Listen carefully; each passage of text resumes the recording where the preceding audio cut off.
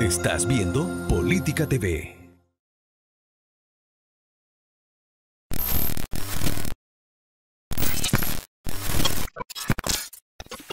EC, El Centro, el diario informativo de la región del Maule.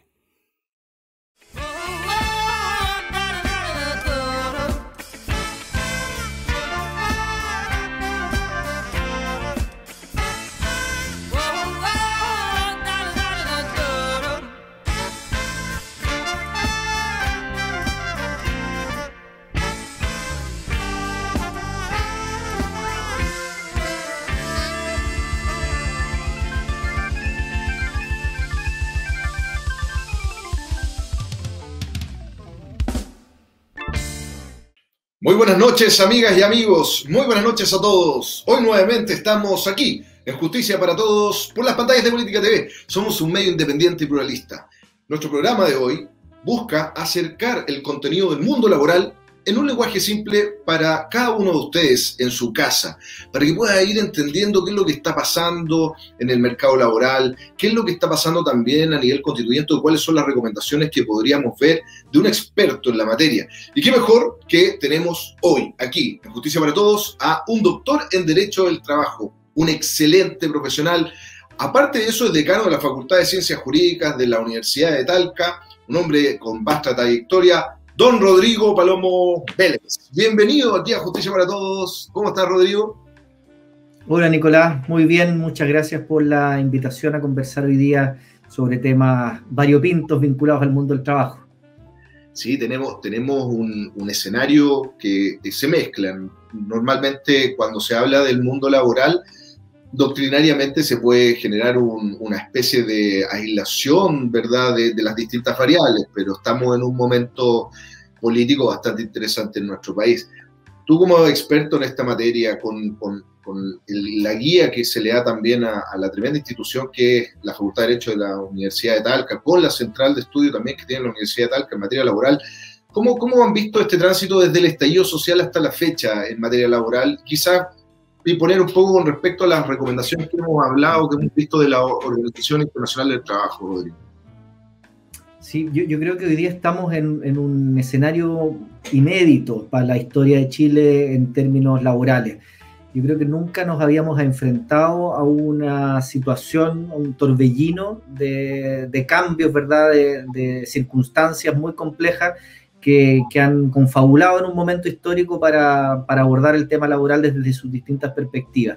Hay que pensar además que todo esto ocurre cuando el mundo del trabajo está cambiando también en el mundo, es decir, nos pilla en un proceso de transformación del mundo del trabajo que es global, y a ese proceso de transformaciones que están, por un lado, asociadas a las nuevas formas de trabajo, a la automatización del empleo, a los aumentos en la informalidad laboral. Todo eso nos pilla además con nuestra propia coyuntura, ¿verdad? Primero con el estallido social que tú mencionabas, donde efectivamente los temas laborales, y voy a decir laborales en términos genéricos, incluyendo ahí derechos sociales vinculados a la seguridad social y a otras cuestiones, que fueron temas centrales a la hora de plantear el estallido. Algunas de las reivindicaciones más sentidas tenían que ver precisamente con esas materias, y ahora además esto consolidado en un proceso constituyente en curso, donde tampoco sabemos muy bien qué es lo que va a resultar. Cada uno tendrá sus propias pretensiones y esperanzas, expectativas respecto de ese resultado, pero por cierto es un tiempo de incertidumbre.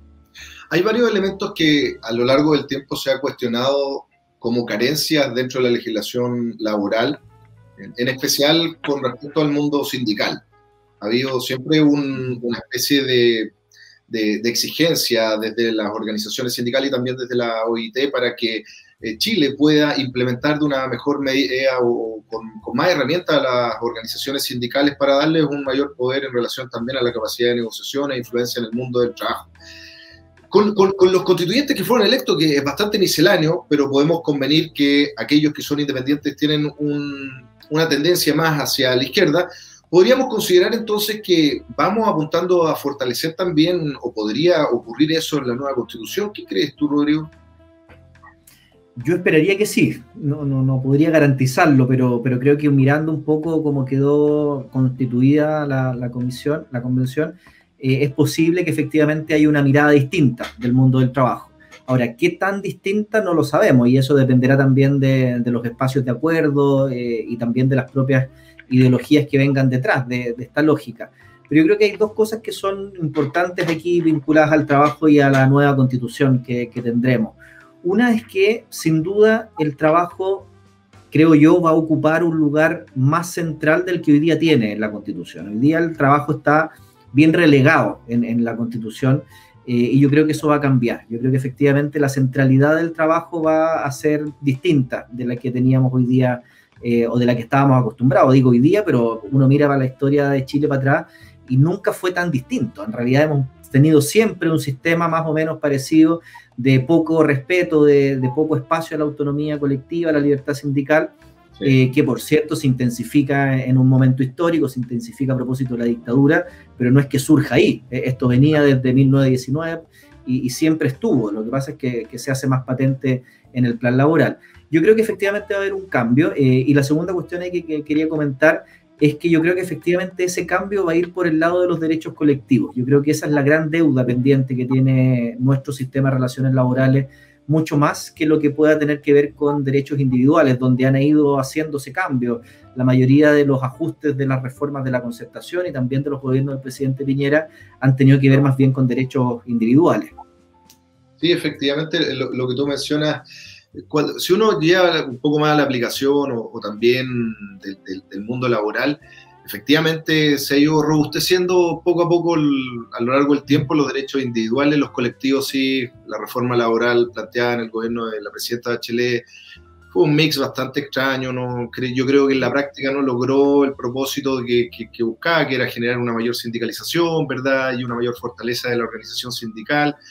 Y luego de eso, sí hemos visto algunos matices también que se han ido incorporando en la legislación, como por ejemplo la protección de los derechos fundamentales de los funcionarios públicos a través de un procedimiento de tutela laboral, y también ahora hace poco la, entre comillas, modernización de la Dirección del Trabajo con algunas modificaciones.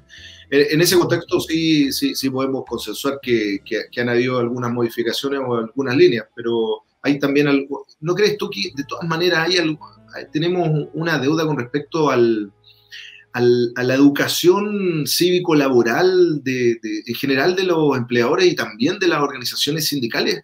Yo te lo pregunto porque tenemos tratados internacionales que están vigentes, ratificados por Chile, y que en la práctica a veces hasta los tribunales de repente los ven con un poco de distancia, digámoslo así sutilmente.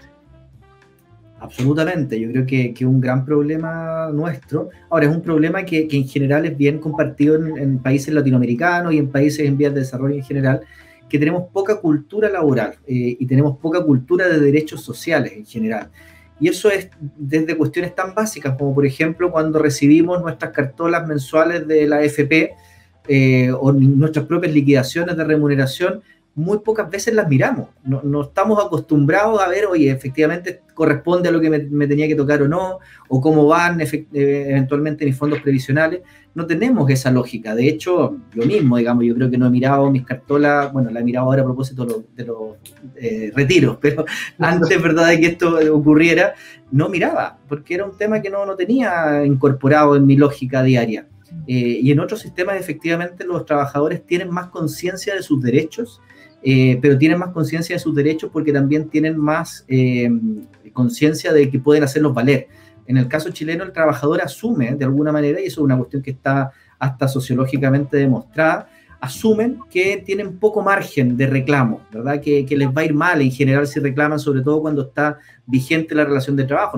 Bueno, tú sabes más que yo que el trabajador reclama generalmente cuando lo despiden, no reclama mientras está trabajando, ¿verdad? Porque se expone imprudentemente al riesgo del despido. Por lo tanto, la mayoría, y la muy gran mayoría de los juicios laborales son a propósito de despido.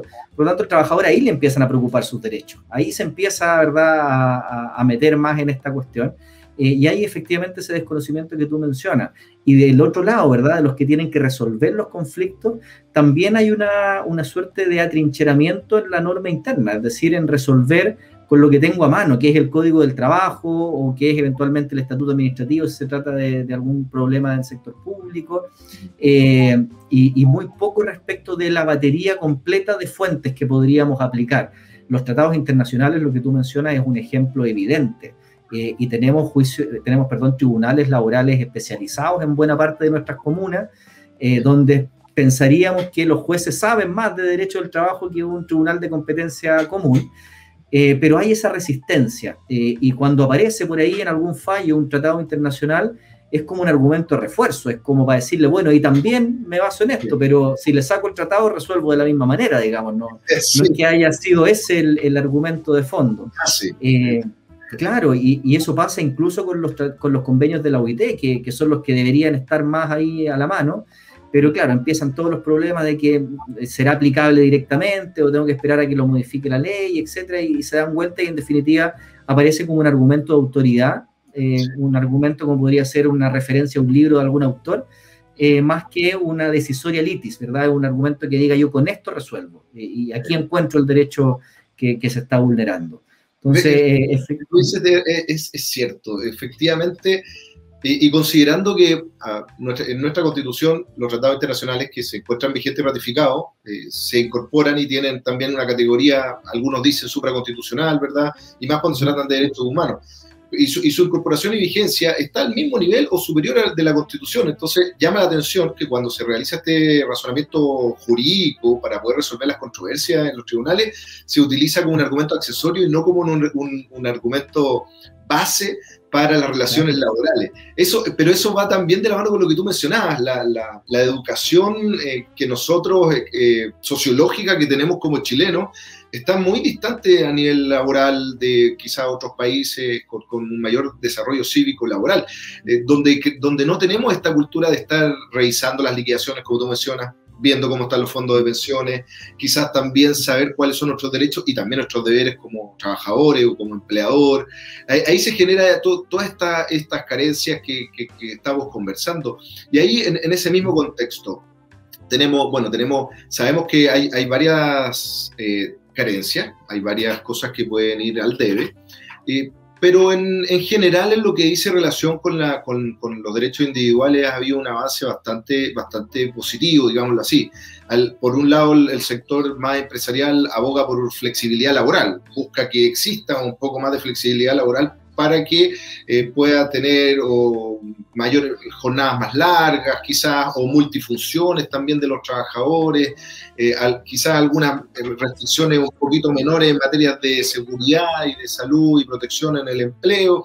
Pero por otro lado tenemos el ámbito de protección y seguridad, que también está en la ley laboral, pero con una dispersión que tú mencionaste sutilmente en estatutos. En el ámbito público, el estatuto administrativo puede estar también en otros estatutos, etcétera, pero también tiene el Código del Trabajo, pero hay muchas leyes. Incluso en el caso de los feriados, las vacaciones, tenemos un reglamento de la COCUA, del año 69, si la memoria no me falla. Absolutamente, absolutamente. Tenemos una dispersión normativa enorme que ha ido fragmentando los tipos de trabajadores. Pero eso es una cuestión que hemos sostenido en el tiempo y que de a poco yo creo que se ha ido superando.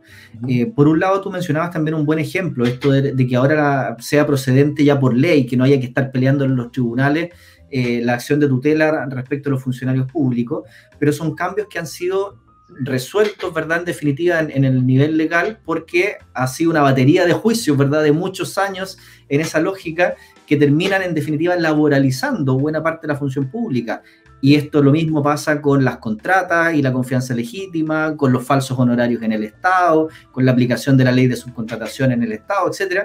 Hay muchas instituciones que se han ido, entre comillas, laboralizando, precisamente para establecer este piso común, este colchón común de derechos. Y en esa misma lógica va incluso las formas de regulación de ciertos espacios nuevos de prestaciones de servicio. El caso emblemático hoy día es de los trabajadores a través de plataformas, que hay toda una discusión ahí de si son o no son trabajadores. Bueno, en definitiva hay un proyecto que hoy día dice, mire, independiente de si los consideramos trabajadores o no, hay que reconocerles unos derechos mínimos a toda persona que trabaje, con independencia de su laboralidad o no. Y eso, por supuesto, tendría que tener ahí como un punto mínimo el tema de la seguridad y salud laboral, digamos, o sea, que por lo menos tengan una protección frente a accidentes que sea distinta a la protección común que podría tener una persona que cotiza un seguro privado, ¿verdad? Entonces, en esa lógica yo creo que van un poco los tiros hoy día, sobre todo cuando la frontera entre trabajo público y privado es cada vez más difusa, pero sobre todo la frontera entre el trabajo autónomo y el subordinado. Hoy día el trabajo autónomo no es el antónimo del trabajo subordinado. Hay un espacio ahí entre medio bien de buena nebulosa y que hace mucho más difícil hoy día la calificación y que básicamente si tenemos el juego del todo nada, o estoy dentro de la protección o estoy completamente fuera de la protección, es un juego bien complicado, ¿verdad? Nos exige decisiones importantes. Sí, y poniéndonos un poco más polémico, tú que estás más dentro también de la construcción doctrinaria que muchas veces le sirve tanto a los parlamentarios, que a veces no toman el todo, sino que sacan algún fragmento y después inventan una quimera bastante especial. Pero por otro lado tenemos también lo que ocurre en tribunales, que muchas veces toman la doctrina de manera íntegra y se genera igual un poco esta incertidumbre a nivel jurisprudencial por nuestro sistema laboral, donde vamos ascendiendo, pero resulta que tenemos unificaciones de jurisprudencia medias dispares y por otro lado algunos procedimientos permiten unificación y otros no. Hay algunas resoluciones que se pueden apelar, otras que no. Entonces es como que prácticamente todo se resuelve en primera instancia. Entonces te va dejando cada vez con menos herramientas para discutir a veces lo fundamental que es la verdad laboral para que se resuelva protección de los derechos y garantías que uno busca en el mundo laboral. ¿Hay alguna idea de modificar el sistema recursivo nuevamente, de tratar de orientarlo a dar algunas herramientas mayores, o eso está stand-by en la actualidad? Bueno, hay harta idea respecto de cómo mejorar la justicia del trabajo en general. Tenemos que pensar que ya no podemos hablar de nueva justicia laboral, que ya un buen rato ya funcionando, pasó la década, y tenemos entonces hoy día ya una evidencia de lo bueno, porque efectivamente yo creo que todos podemos estar contestes en que la nueva forma de los procesos laborales y la justicia laboral en general es bastante mejor de lo que teníamos antes, ¿verdad? Que antes del 2008 que empezó a funcionar, pero tiene cosas que mejorar, ¿verdad? Tiene varias cosas que mejorar, y en ese sentido ya se han ido identificando. Yo creo que es bien claro, por ejemplo, la tendencia que hoy día se ve manifiesta en los tribunales a tutelarizar todo, ¿verdad? Que hay una suerte de decir, bueno, me meto por tutela por si pasa, ¿verdad? Y por último gestiono o presiono un acuerdo mejor del que lograría si voy, ¿verdad? Por un juicio. Todo es tutela, dice que todo es tutela hoy día, ¿verdad?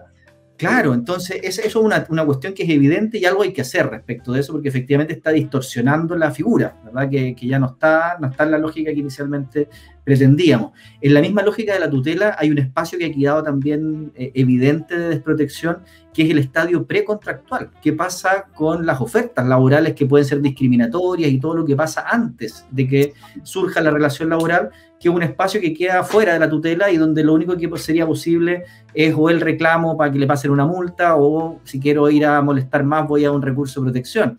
Pero no son las vías en realidad que solucionan el conflicto de esa etapa precontractual, por llamarlo de alguna manera.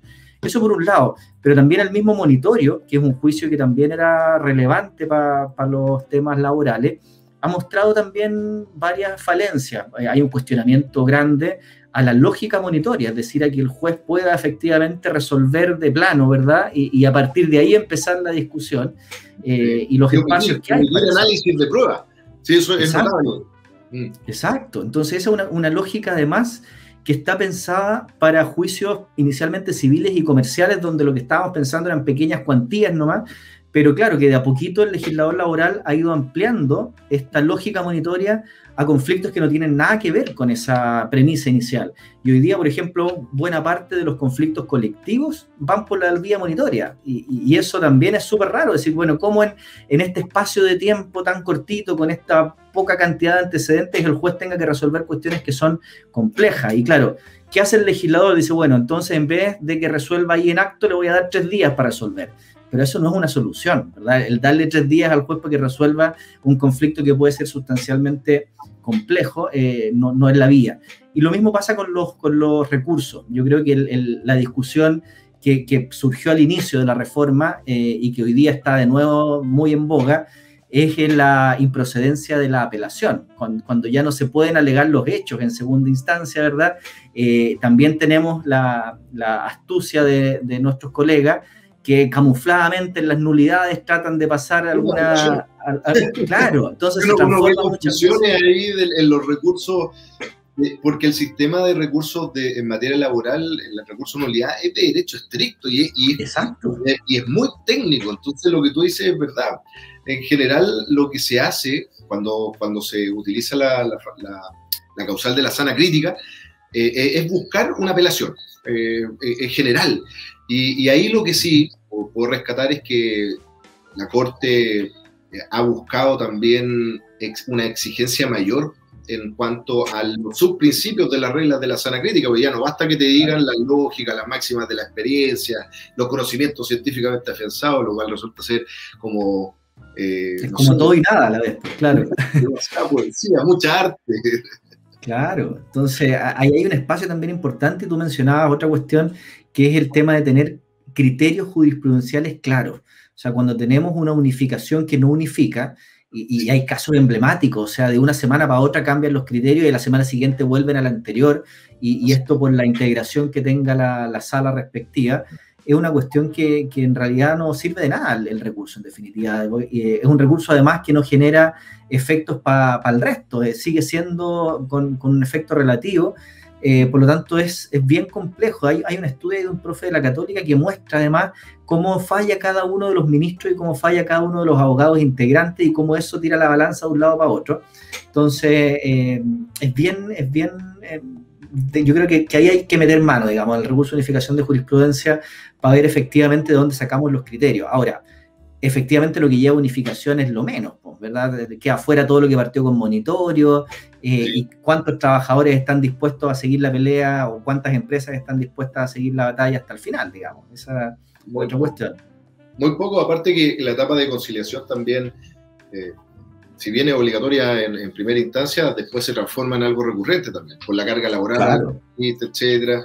Y también lo que tú mencionas en cuanto al sistema recursivo en los juicios monitorios, que son más pequeñitos en la cuantía, te cortan la ala si quieres ir avanzando para poder discutir algo un poco más de fondo. Y cuando ya estás con un recurso de nulidad en la Corte de Apelaciones, probablemente lo único que te queda, y si es que dependiendo de la integración de la sala, es un recurso de queja. Exacto. Y de unificación, ¿no? O sea que los monitorios terminan técnicamente en la Corte de Apelaciones. Hay harto trabajo que hacer, pero el tema está en que a veces los legisladores, uno no entiende un poco esta lógica poco jurídica con la cual van creando las normas. A veces complican más que simplifican, claro, el problema.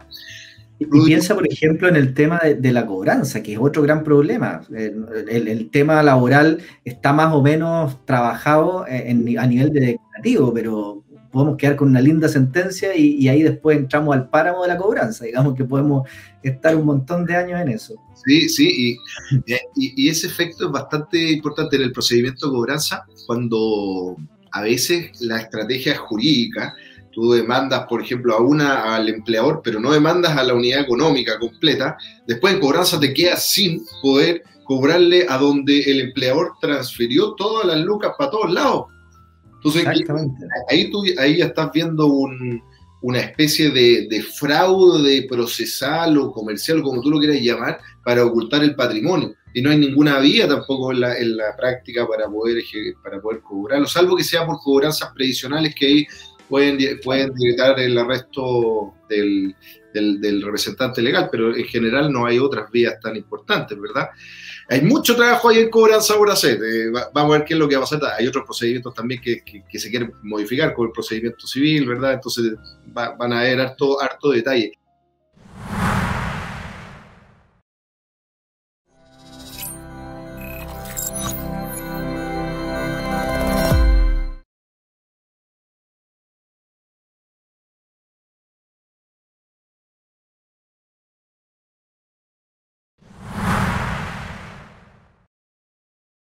Rodrigo, hay elementos también que son importantes que se ha cuestionado, aparte de los procedimientos que en general funcionan súper bien. Yo creo que en general el procedimiento laboral y la justicia laboral anda bien en Chile. Tiene estándares bastante buenos, en especial los tribunales especializados. Pero hay una institución que siempre me llama la atención y me gustaría saber tu opinión, que son las mutualidades. Las mutualidades, ¿por qué? Porque hay casos en los cuales las mismas mutualidades terminan teniendo acciones en las empresas donde se le está pagando el seguro, ¿verdad? Y casualmente no hay ningún trabajador que tenga enfermedades profesionales, hay conflictos de interés que son evidentes, hay casos acá en la séptima región que son clarísimos, puedo mencionar uno lo menos que tengo, pero es complejo. Y esta visión de la mutualidad, ¿tú crees que se va a poder modificar, se va a poder cambiar? A veces trabajan con la lógica de sacar rápido al trabajador de la recuperación y bueno, fuera, ahora estáis saliendo muy caro, en el fondo el mensaje ese. Y aparte de eso, los diagnósticos o los informes que realizan muchas veces para catalogar o una enfermedad como profesional lo realizan personal a honorario, psicólogo a honorario, entonces tiene vicios que son evidentes a nivel doctrinario o a nivel de proyectos, de ley. ¿Tú has sabido, sabes si es que hay una idea para modificar esto? No conozco si hay iniciativas actualmente en curso respecto a esta materia, pero sí tengo una impresión parecida a la que tú comentas respecto de la institución de las mutualidades. Yo creo además que todos esos vicios, todas esas malas prácticas y todas las carencias que tiene hoy día la regulación normativa de esta institución ha quedado mucho más patente a propósito de la pandemia. Desde el minuto 1 de la pandemia, ¿verdad? Cuando empezamos a discutir si eran accidentes de trabajo o no los que ocurrían en teletrabajo, por ejemplo, o las que estaban asociados derechamente al coronavirus. Desde el minuto 1, ¿verdad? Las mutuales dijeron lo más restrictivo posible. Ojalá, ¿verdad? Que no se metan con estas cuestiones. Y ha sido tanto así que ha tenido que haber circular tras circular, ¿verdad? Para tratar de ir haciendo ese pulso, ¿verdad? Entre asociaciones asociadas a las mutualidades y por otro lado las vinculadas al mundo del trabajo. Ahora no me acuerdo si ayer o antes de ayer salió también publicado el reglamento para el regreso gradual al trabajo presencial y es la misma historia, digamos, es de nuevo entregarle un poco en bandeja a las mutualidades la posibilidad de eludir cualquier posibilidad de hacerse cargo de las responsabilidades que tienen. Entonces yo creo que la pandemia, como no solo para esto, sino que para muchas otras instituciones, ha sido muy clara en evidenciar efectivamente cuáles son esos nudos complicados. Y los roles, pues, bueno, y también en alguna medida el Ministerio de Educación tocando el tema de los colegios, y en especial con esta forma que tuvimos que acelerar, en definitiva, que era la del teletrabajo, a pesar que existía, pero la regulación apareció por arte de magia, en definitiva no aporta mucho, pero sí apareció. Y tenemos un ordinario decreto donde el Ministerio de Educación señala que no se aplican las normas de teletrabajo a la materia, al vínculo laboral que existe en el ámbito educativo. Entonces uno dice, pero ¿cómo no es posible que se aplique si es evidente que la prestación de servicios se está ejecutando en modalidad remota o teletrabajo? Y ahí comienza una discusión, lo cual se ha llevado mucho en las negociaciones colectivas. Te lo comento porque es una temática que ha preocupado en general a los sindicatos del mundo de la educación y que ha sido también una herramienta por parte de los empleadores de fundaciones o también de colegios para poder presionar y decir, bueno, nosotros ¿por qué vamos a tener que pagar algún bono por teletrabajo si es que el ministerio dice que no se aplica la ley de teletrabajo a usted? Exacto, ¿no? Y ha pasado harto también, yo conozco el caso de las universidades asociadas en el tema de la educación, donde también, en este caso ya no el ministerio ni la superintendencia de educación, sino que la propia Contraloría ha sido súper restrictiva, por ejemplo, con el tema de asignaciones, de estímulo vinculadas a labores que están teletrabajando, en términos de decir en definitiva, bueno, aquí hay que pagar básicamente lo mínimo, lo central, y todos estos otros añadidos que usted podía tener en un trabajo presencial no complican, ¿verdad? O no computan a este nuevo efecto. Entonces es un espacio también ahí de mucha incertidumbre, en una lógica además que yo creo que va a permanecer en algún grado. Yo creo que el teletrabajo llegó para quedarse, no en los términos en que hoy día estamos viviéndolo, pero es una cuestión que tiene harto de bueno, digamos, si uno lo utiliza bien, digamos, y se respetan los derechos que hay que respetar. En el ámbito jurídico, de hecho, ha sido bastante bueno. Hay que basarse. O sea, piensa en los juicios. Piensa en los juicios, en abogados que se desplazaban, ¿verdad?, por distintas ciudades, o el que tenía que ir a estar no sé cuántos lunes, ¿verdad?, sentado esperando a ver si alegaba o no alegaba. La pérdida de tiempo era gigantesca. Y yo creo que las audiencias en versión telemática han funcionado en general bastante bien. Yo creo que los problemas son menores. Sí, ha sido, yo creo de hecho que el tema de los juicios por esta modalidad probablemente van a ser más generales de lo que pensamos, y probablemente van a ser más generales en la medida de que el tribunal tenga alguna recarga o de que las partes lo vayan solicitando. Creo que han funcionado bastante bien, y lo que dices tú, hay una reducción de costo para todos, y todos tienen, prácticamente todos los chilenos tienen o todos los habitantes de nuestro país en general tienen teléfono, tienen internet, que se pueden conectar de una u otra manera para poder realizar la audiencia, y genera menos costos también a los mismos tribunales, probablemente asociados a que concurra la gente, entre otras cosas. Estamos como que recibimos la modernidad de una manera muy fuerte, muy fuerte. Y esta forma de esta modernidad en la universidad, ustedes, bueno, deben estar bastante más acostumbrados a poder realizar actividades por vía telemática, ¿verdad? Bastante más acostumbrados quizás con videoconferencia o charlas a través de las redes sociales, internet, etcétera. Pero a nivel educativo, haciendo un paréntesis un poco, ¿cómo lo han hecho a nivel educativo? Bueno, la verdad que fue un golpe importante para nosotros como facultad en particular y la universidad en general, traspasarnos primero forzosamente y de manera además muy abrupta a este tipo de formación. Pienso primero en el tema docente, pero además podemos añadir a eso todo el resto de las dimensiones de la vida académica. Pero en términos docentes fue bien complejo, particularmente en nuestro caso, por varias cuestiones. Primero porque era muy artesanal todo. Hoy día, claro, hemos ido profesionalizando la fórmula y ya no es que cada uno se conecta por la plataforma que quiera, sino que hay una estructura. Pero los primeros meses era básicamente hágalo como pueda, ¿verdad? Sobreviva y mantenga funcionando esto de alguna forma.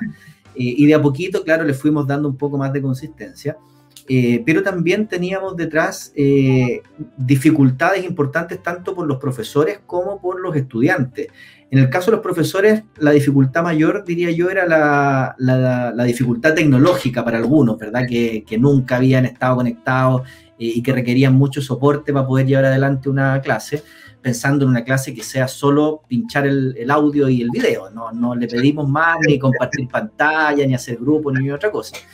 Eso era una complicación, pero la complicación mayor era nuestra realidad estudiantil. Nosotros tenemos estudiantes que sabíamos cuál era un poco el target de nuestros estudiantes, una universidad estatal, una universidad que está asociada a la región también, con mucho estudiante rural, y ahí las dificultades primero de conectividad, de gente que vive, no sé, en un pueblo donde derechamente no llega a buen internet, no son tan pocos, son hartos estudiantes que tienen esa situación, y eso complica, claro, para que se conecte. Gente además que tiene un computador en la casa y tiene 3 hermanos chicos en los colegios que tienen que turnarse efectivamente para poder ver las clases.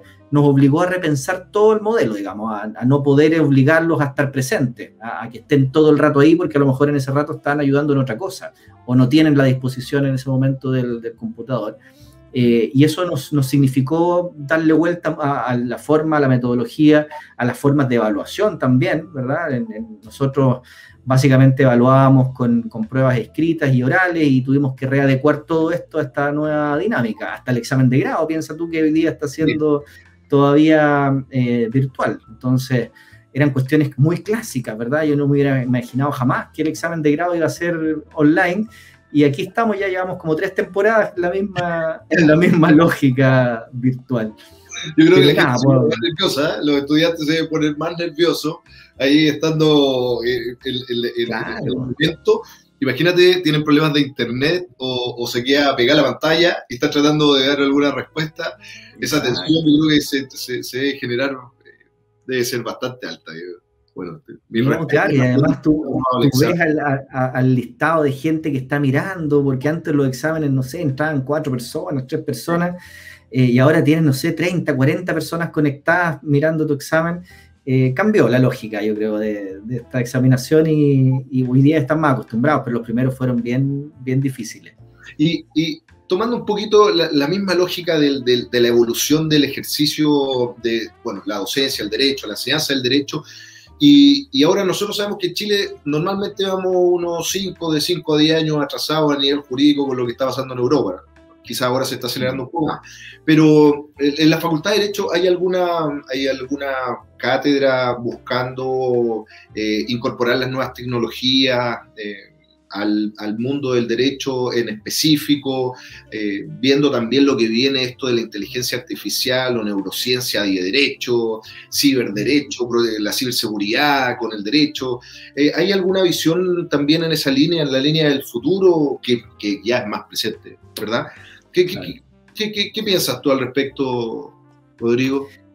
Sí, yo creo que efectivamente nosotros tenemos que dar ese paso. No lo hemos hecho todavía de manera tan sistemática, en el sentido de, por ejemplo, generar un espacio concreto de análisis de estas materias, como podría ser un curso, un electivo o espacios definidos para esto, como ocurre con otras universidades que en eso llevan la delantera. Pienso, por ejemplo, en la Universidad Autónoma, que ha tomado partido en esto, tiene un centro efectivamente vinculado a estas materias, y en inteligencia artificial y derecho van hartos años más adelante que nosotros, ¿verdad? Y tienen gente, profesores que se dedican precisamente a estas materias. Yo creo que tenemos que ser más intensos en ese tránsito, porque efectivamente el derecho ya no es lo que era, y tenemos que adecuarnos efectivamente a esa nueva lógica. Lo que sí hacemos es efectivamente incorporar estas cuestiones dentro de cada una de las disciplinas. Es bien patente en consumo, en derecho de daño, en derechos fundamentales lo mismo. El otro día, por ejemplo, también teníamos una conferencia sobre neuroderechos y en materia laboral. Entonces uno dice, bueno, esto llega a todos lados, a todas las disciplinas. Lo que nos falta entonces ahora es sistematizarlo y darle una contundencia un poco uniforme a estas cuestiones para que pueda ser aprovechada de mejor manera también por los estudiantes. Sí, va a ser eso bastante interesante por la mirada que se le va a dar, en especial porque el mundo laboral está cambiando bastante, el mercado laboral está cambiando, y en alguna medida también nos estamos tecnologizando mucho.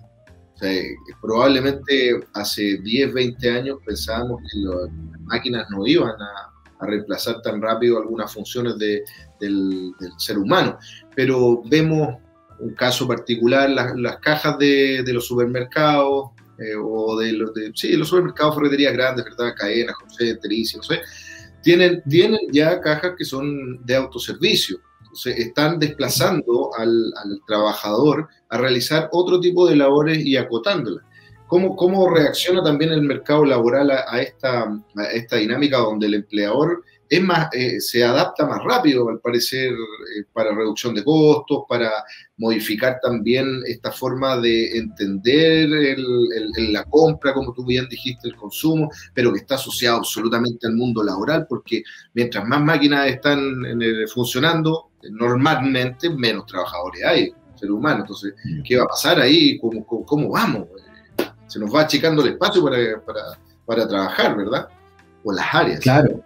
Efectivamente, yo creo que el tema de la automatización laboral es uno de los temas del entre comillas, futuro del trabajo, pero un futuro que ya llegó, que todavía no logramos dimensionar en todo su espectro. Primero, porque siempre asociábamos que la automatización era una cuestión relegada a ciertos sectores de la actividad económica, como que iba a pasar en algunos lados, pero no me va a tocar a mí, no me va a llegar porque no está en mi área. Y hemos visto cómo de manera súper violenta ha esto empezado a cubrir casi todos los espacios, ¿verdad? No hay sector económico, ¿verdad?, que se salve de la automatización laboral. Además, es un fenómeno irreversible, por mucho que no nos guste a lo mejor, es una cuestión que llegó y que va a instalarse con más facilidad en algunos países y con menos facilidad en otros países, dependiendo de las regulaciones y las barreras que haya en términos normativos.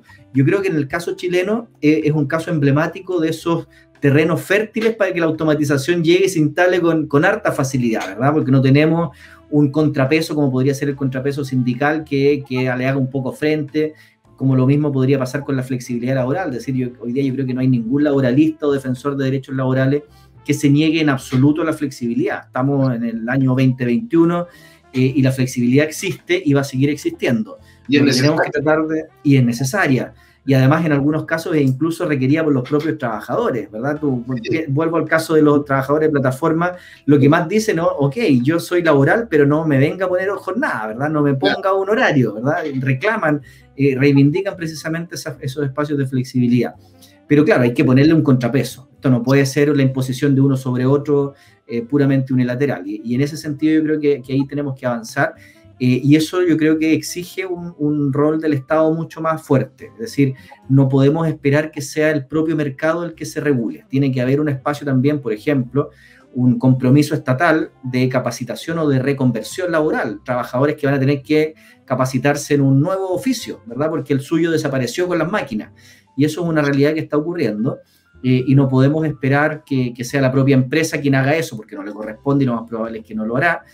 Sino que tiene que, por ejemplo, robustecerse el Servicio Nacional de Capacitación y Empleo, que hoy día también es una institución que está como arrinconada. Entonces hay que darle nuevos espacios, nuevos recursos para que ese proceso pueda hacerse de una mejor manera. Sí, y también mucho de esto tiene que ver con la formación de los profesionales y técnicos, porque si uno hace una visión de la oferta educativa, la mayoría son carreras tradicionales. Quizás los técnicos ahí hay más variedades, y han aparecido en algunas áreas nuevas carreras que apuntan a segmentos distintos, pero no son muchas. Y ponemos el ejemplo de la carrera de Derecho. Pareciera ser que ser abogado en este mundo o en Chile es como lo top, o que te va a tener un espacio laboral gigantesco, y la realidad es que no es tan así.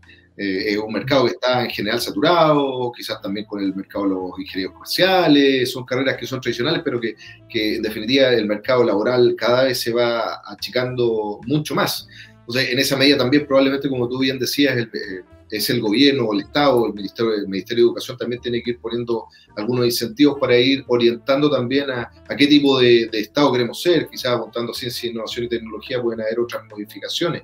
Rodrigo, te quiero llevar a un área para que les contemos un poco a la gente tu visión, porque yo sé que ustedes realizan muchos estudios en materia de empleabilidad, en materia de mercado laboral, en materia de lo que está sucediendo con la formalidad y también la informalidad laboral.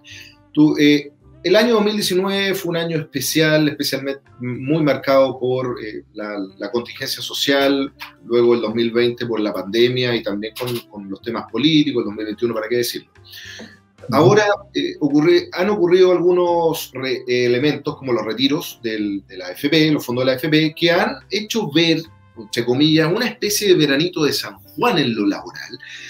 Pero, ¿qué es lo que ves tú hacia futuro? ¿Qué es lo que ves tú con respecto al segundo semestre? Si es que el segundo semestre ya, por este protocolo que tú bien comentaste hace algunos minutos, donde se está aplanando la cancha para que los trabajadores comiencen a ingresar al mundo laboral nuevamente.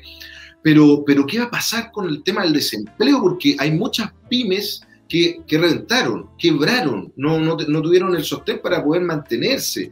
Y eso se va a ver graficado ahora. ¿Qué es lo que tú ves al respecto?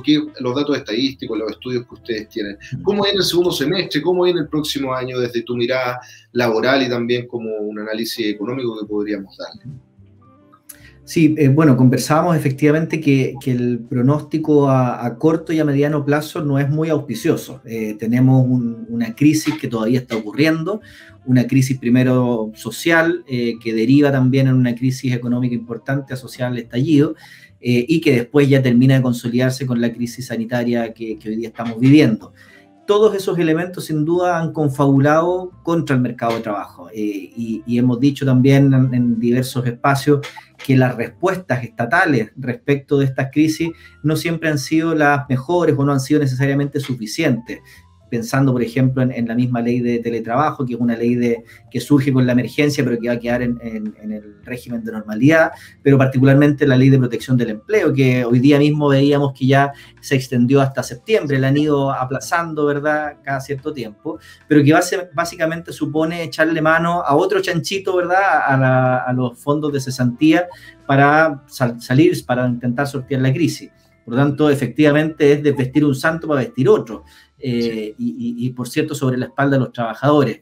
A eso hay que sumarle también todos los rasguños que se están haciendo al sistema de pensiones, que personalmente no me parece una buena medida en términos de política pública, porque efectivamente generan un daño previsional importante, más allá de que me gusten más o menos las AFP, que ya ese es otro tema, digamos, que hay que discutir de fondo, pero como política pública efectivamente evidencian que ha habido una incapacidad de ofrecer una mejor solución, una solución que no impacte efectivamente en estos derechos de los trabajadores. Ahora, dicho eso, efectivamente en el corto plazo, segundo semestre e incluso el año 2022, todos los pronósticos indican que no vamos a tener un crecimiento laboral en ningún aspecto, digamos. O sea, efectivamente, lo que se piensa aquí es un periodo de recuperación muy lento de empleo, y en buena medida también tenemos un espacio de crecimiento de la informalidad. Nosotros nos creíamos así como que Chile era el espacio privilegiado dentro de esta lógica de la formalidad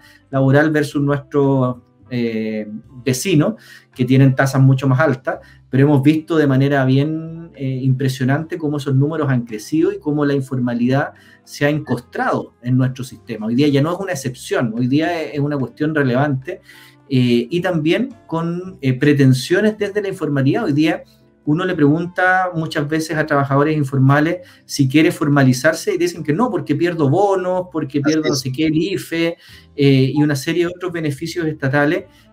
Por lo tanto, hay esta misma lógica de subsidios, de beneficios que están normalmente, hoy día ya ha ido ampliándose un poco con esa tendencia, entre comillas, a la universalidad, pero todavía muy focalizado, hace que efectivamente la gente no quiera salir de ese espacio de informalidad, ¿verdad? Y eso no lo teníamos de manera tan patente como ahora, ¿verdad? Muchos de ellos reclaman, yo quiero protección, pero quiero protección desde mi informalidad. Yo no quiero que la protección me signifique formalizarme. Entonces, es una dinámica muy distinta a la que estábamos acostumbrados hasta hace algunos años. Sí, lo que mencionas tú es real, es efectivamente la realidad. Y ¿sabes lo que me ha tocado ver en algunas experiencias profesionales? Es que esta informalidad, cuando el trabajador está obteniendo el seguro de cesantía, o también está afecto a la ley de protección al empleo por acto de autoridad y está recibiendo fondos, y rubros que se necesitan trabajadores como el agrícola, por ejemplo, en este tiempo, o en la construcción y todo, abogan por la informalidad los trabajadores. Los trabajadores prefieren, porque dicen en realidad, pero si me van a pagar del fondo cesantía durante 4 o 5 meses, me van a pagar por 200, 500 mil pesos, y voy a ir a trabajar jornada completa por 400, 500 mil pesos, es evidente que uno prefiere estar en la casa. Entonces, y el mercado lo necesita gente, por lo menos en el ámbito de la agricultura se necesita mucha gente. Estos incentivos que tú mencionas con respecto a los bonos también han generado una lógica de la costumbre del bono por sobre el esfuerzo individual, y eso también va a ser bastante complejo de modificarlo a nivel sociológico. Un cambio que esto viene desde cuándo, 20 años ya con esta lógica más asistencialista en esa medida. Y bueno, viene el tiempo difícil, como tú dices, Rodrigo, también por el tema de la incertidumbre. Contarle un poco a la gente que si bien hay muchas críticas a la Constitución del 80, desde el nacimiento hasta la fecha, y todo lo que uno puede cuestionar, en general le dio estabilidad política y también legislativa al país. Eso es algo que está técnicamente probado.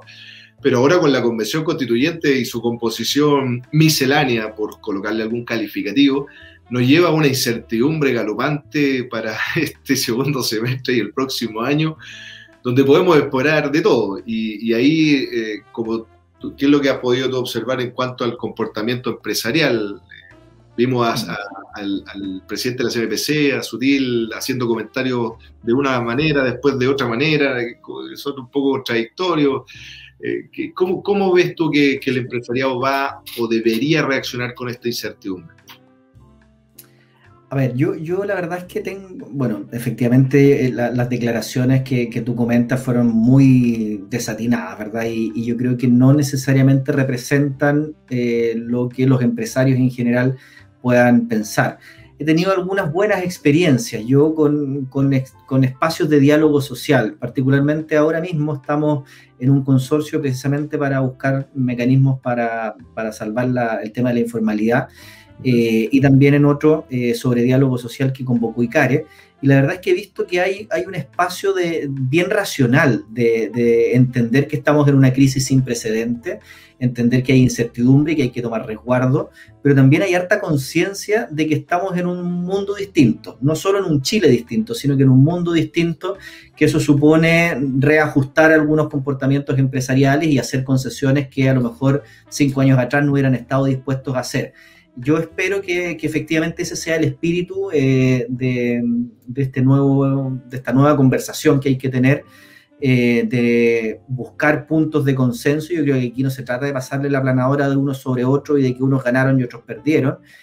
Seguimos siendo todos chilenos y todos vamos a tener que convivir en este espacio harto tiempo más.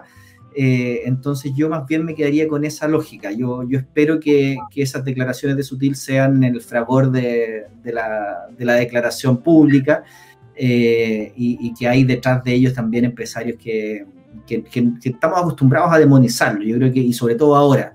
Y yo creo que hay que ser un poquito más cautos, más prudentes a la hora de pensar en esto, y que las relaciones laborales también, sin trabajadores no se puede, pero sin empleadores tampoco. Entonces hay que buscar ahí ese equilibrio. Sí, es una reflexión que también hay que incorporar, que el trabajador no es el comunista y el empleador no es el facho. No. Para que la gente... Y a uno le toca ver de lado y lado, trabajadores fachos y empresarios mucho más comunistas que uno mismo, así que la verdad es que hay de todo en la viña del Señor. Sí, y ahí la gente que entienda eso, que al final tenemos que convivir todos en el diálogo, tenemos que reconstruir el país, no mencionando que estamos en una destrucción de la democracia y nada por el estilo, estamos en un proceso que puede llegar a ser algo bastante positivo para Chile.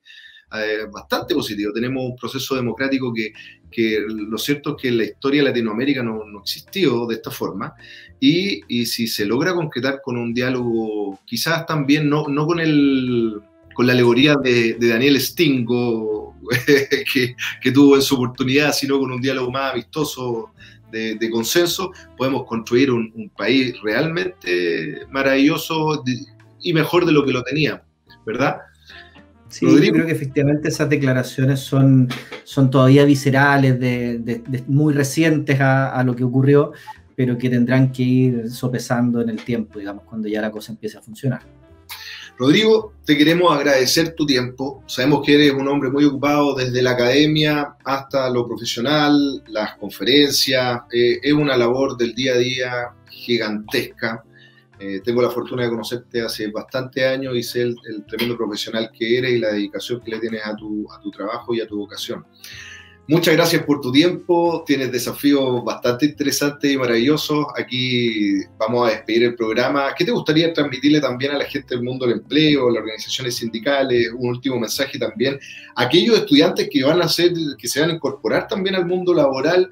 Darle y en este espacio de tiempo que puede estar un poco complejo, ¿qué te gustaría decirle antes de despedirnos?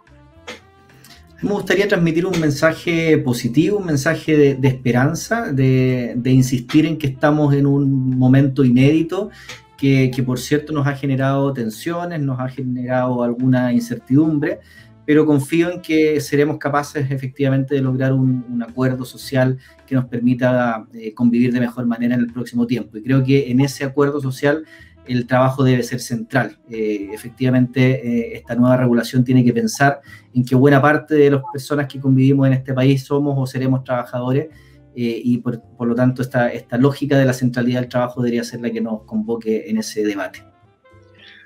Rodrigo, te agradecemos entonces tu tiempo.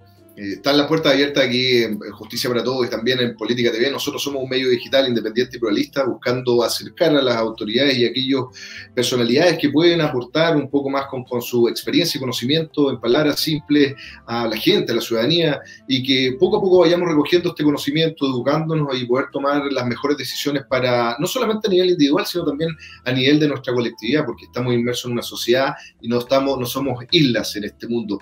Muchas gracias por tu tiempo, Rodrigo. Nos despedimos aquí de Justicia para Todos por las pantallas de Política TV con el doctor en Derecho del Trabajo, don Rodrigo Palomo Vélez, decano de la Facultad de Ciencias Jurídicas de la hermosa y magistral Universidad de Talca. Muchas gracias, Rodrigo, por tu tiempo. Nos despedimos, amigas y amigos, hasta un próximo capítulo. Espero que se sientan muy bien en sus casas, con su familia y con sus seres amados. Nos vemos. Hasta un próximo momento. Chao, chao.